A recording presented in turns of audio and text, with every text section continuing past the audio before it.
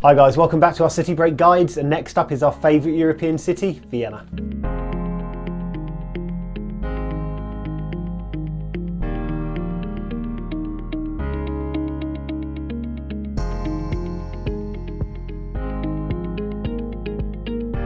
So as ever, we're going to walk you through everything you need to know, from what weather to expect during a visit, how to use the metro, a review on all the top attractions, and even some ideas on some day trips outside of Vienna. But before all of that, don't forget to hit that subscribe button for alerts on all future uploads, and don't leave without giving us a thumbs up if you find it useful.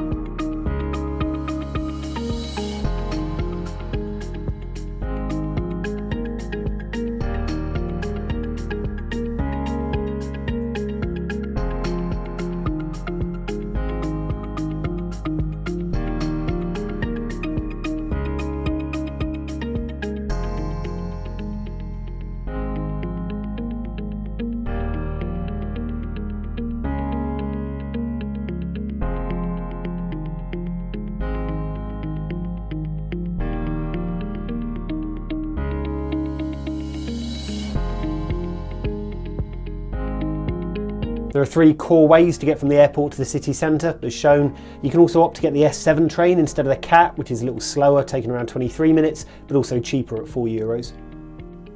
Once in the city, Vienna has a very good public transport network. The U-Bahn is a subway, which most tourists will use, and it's integrated with the S-Bahn, which are the commuter trains that extend beyond the city limits to the outlying areas. Worth pointing out that the airport train will arrive at Landstraße. All public transport is integrated into the same ticketing service, so essentially when you buy a ticket from A to B, you can use any method to get there or mix of services. Expect to pay around €2.40 for a single ticket, with around 50% discount for senior citizen and children under 6 ride free. Vienna's a beautiful city, and most European cities have one lavish palace. Vienna has 3, and each one of them are on the list of top things to do in Vienna. The Schonbrunn Palace was the main summer residence of the Habsburg rulers, the famous German dynasty who ruled large parts of Europe from the 1500s until World War I. This 1441-room Baroque palace is one of the most iconic buildings in Austria and is far more than just a palace.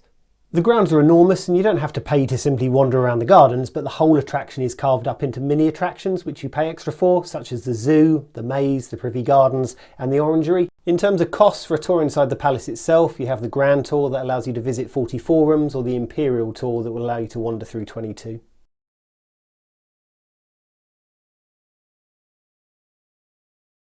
If Schonbrunn was the imperial summer residence, and there had to be a winter one too, so the Habsburgs built Hofburg, which today acts as the official residence of the President of Austria. 3 areas are open to tourists: the Sisi Museum, that showcases the life of Empress Elizabeth of Austria, the Imperial Apartments, that give you a glimpse into what life was like for those fortunate enough to live here, and the Silver Collection, that houses 7,000 items once made to dress the imperial table. It's very easy to find, as the palace is right in the middle of the city and very close to the metro, on line U3. Adults will pay €15, children pay €9, and again under 6 are free.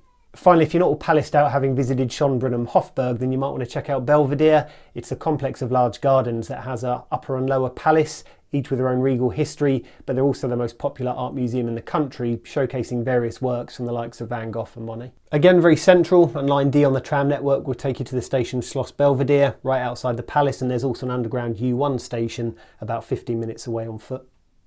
The upper Belvedere Palace costs €16 and the lower Belvedere Palace costs €14, but you can buy a combined ticket for €24 and concessions available for the young and old. The Rathaus, or Town Hall, is currently the local seat of government and is possibly the most impressive of all buildings in Vienna, and really a symbol of the city. If you're heading to Vienna in November or December, then their largest Christmas market sits just in front of the building. If you wanted to go inside, then there are free guided tours. They start at 1 PM on Monday, Wednesday and Friday, but for most, just admiring the building from outside is enough. It has its own subway station on the opposite side to the park. Take the U2 line to the Rathaus station, but it's so central you'll likely walk past it many times when exploring the city anyway. So Prater is a huge public park right in the middle of the city, and at the top you'll find one of the oldest amusement parks in the world, open 24/7. It's free to wander around and it's packed with restaurants and rides, each of which themselves do cost to use. Within the amusement park, there are various rides. There's a little train that will take you on a loop around the park. There's various roller coasters, but by far and away the biggest amusement and a symbol of the city is their giant Ferris wheel. First built in 1897, it provides a spectacular view over Vienna, and you can even hire a restaurant carriage and enjoy an evening of fine cuisine overlooking the city. Adults cost €12, children from 3 to 14 cost 5, and under 3s are free. Another way of seeing Vienna from up high is the Danube Tower. It was built in the 1960s. It's the tallest building in the city, and the viewing terrace, it's 150 metres high, and it provides a 360-degree unobstructed view over Vienna.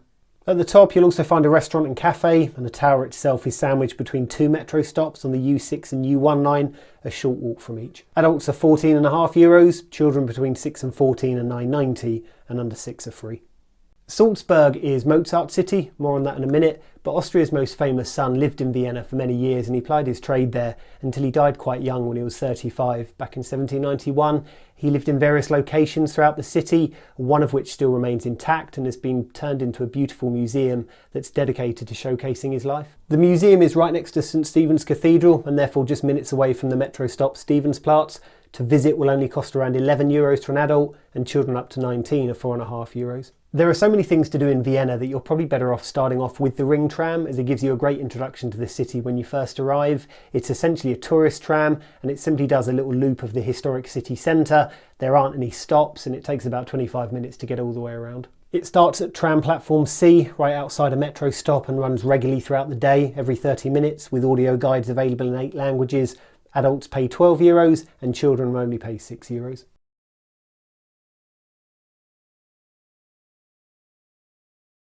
There are plenty of things to keep you busy once you're in Vienna, but if you're anything like us, when we do a city break, we're usually itching to get outside of the city limits and explore new places. When we went to Vienna, we did 2-day trips out. One was to Salzburg and the other to Bratislava, the Slovakian capital.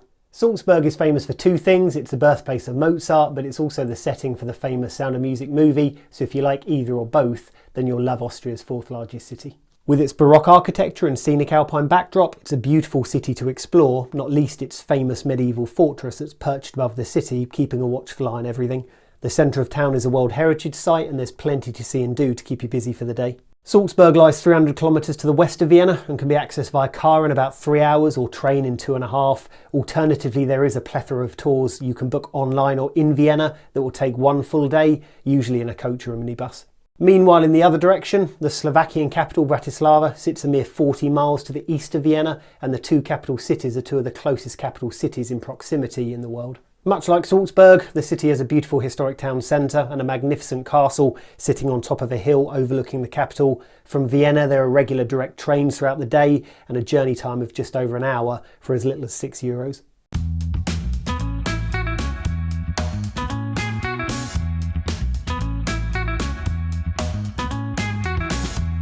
You'll be hard pushed to find many restaurants in Vienna not offering you the national dish Wiener Schnitzel, part of the family of schnitzel dishes found through Austria and Germany, but this very trademarked Austrian variety is strictly made with veal and always served with a lemon.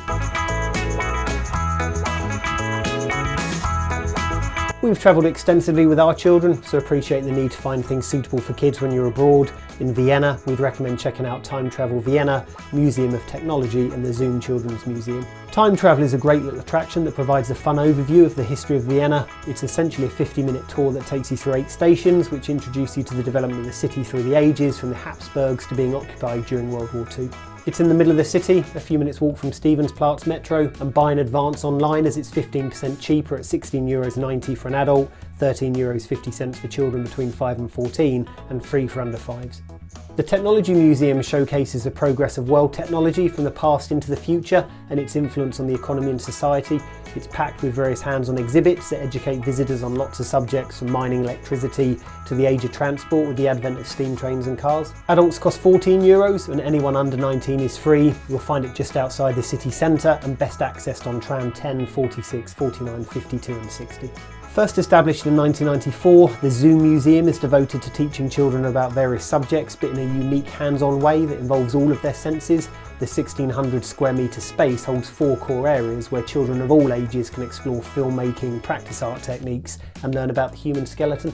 There's a limited amount of tickets for the Zoom Museum, so you should reserve beforehand. You'll have to decide which of the areas you like to explore, as each one has their own price and programme times.